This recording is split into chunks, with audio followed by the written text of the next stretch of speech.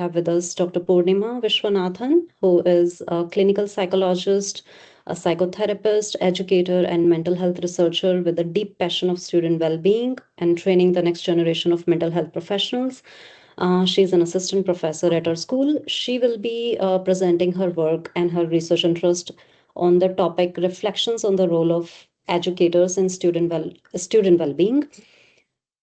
Have with Hello, us everyone. I'm really excited to be here to talk about a topic that's really close to my heart, which is education and student well-being. So far, I've been exploring the area of help seeking among students in higher education. But today, I'd like to talk a little bit about more recent work, and I will be focusing on relational pedagogy and student well-being in higher education. This work is grounded in psychological theories of attachment and relational dynamics and has emerged from a series of structured reflective dialogues with Dr. Mehek Sikkin, my colleague. And we examined our experiences of teaching in higher education. And this is a paper that's soon going to be published. Um, so when we look at youth mental health globally, whether in India or the UK, it's increasingly recognized as a pressing concern within university system. And while much of the institutional response has focused on counseling services, crisis intervention, there's also growing recognition that mental health promotion must also occur at the level of universal everyday environments, which may include classrooms as well. And when we look at multi-tiered mental health frameworks, this would then correspond to tier one, which is basically universal preventive spaces that can shape baseline safety, belonging, and engagement. So in our work, we really ask one primary question, which is what is the role of educators within this tier one relational ecosystem, which focuses on student well-being?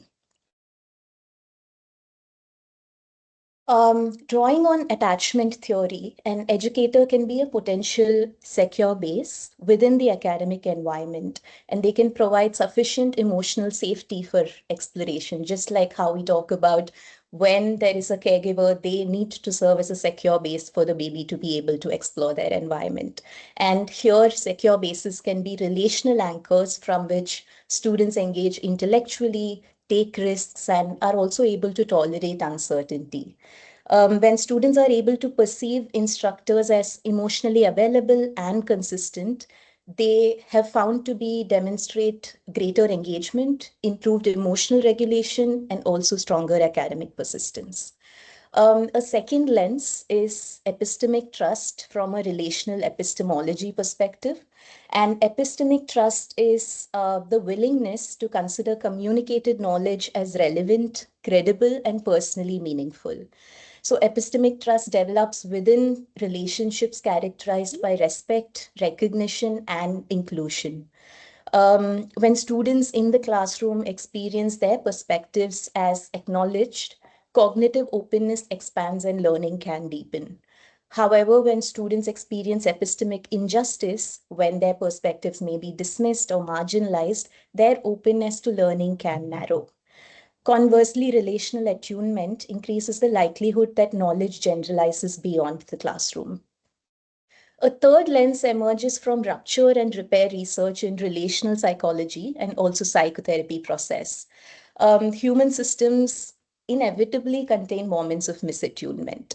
So, in classroom settings, these may surface through cultural differences, power asymmetries, maybe divergent expectations. And in this process, acknowledgement, clarification, recalibration can serve as efficient mechanisms of repair of these ruptures and strengthen relational stability and model adaptive engagement with conflict. And when we look at these three theoretical constructs, these actually appear in everyday pedagogical practices in the classroom and outside of the classroom. For example, one could be careful listening that recognizes sometimes hesitation among students and even silence, which can be meaningful in a lot of ways.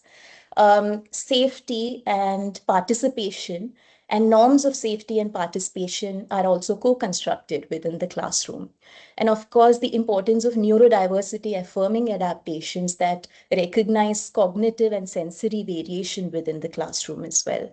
And finally, something that's very important is also culturally responsive approaches that attend to differences in communication, authority, and identity.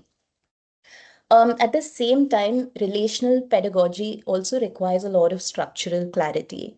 And when we look at it from the instructor's perspective, and instructor being a secure base for students, then there is importance of boundary transparency. There's importance of instructor self-care as well, defined office hours, as well as referral pathways, which can create ethical containment.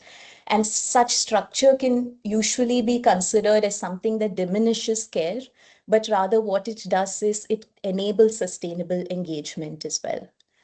Um, and lastly, relational pedagogy operates within structural conditions. So when we look at it, it occurs within institutional systems and sometimes institutional constraints as well.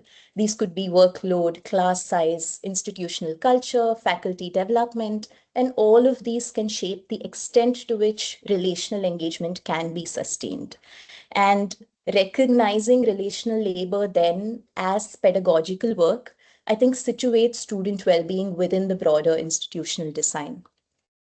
So just to summarize, classrooms can function as relational ecologies.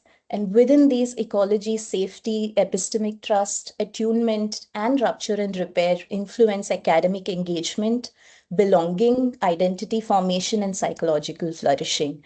So one question for future research direction that I have in mind right now is how can higher education institutions systematically theorize, study, and structurally support relational pedagogy in ways that are both culturally responsive and sustainable?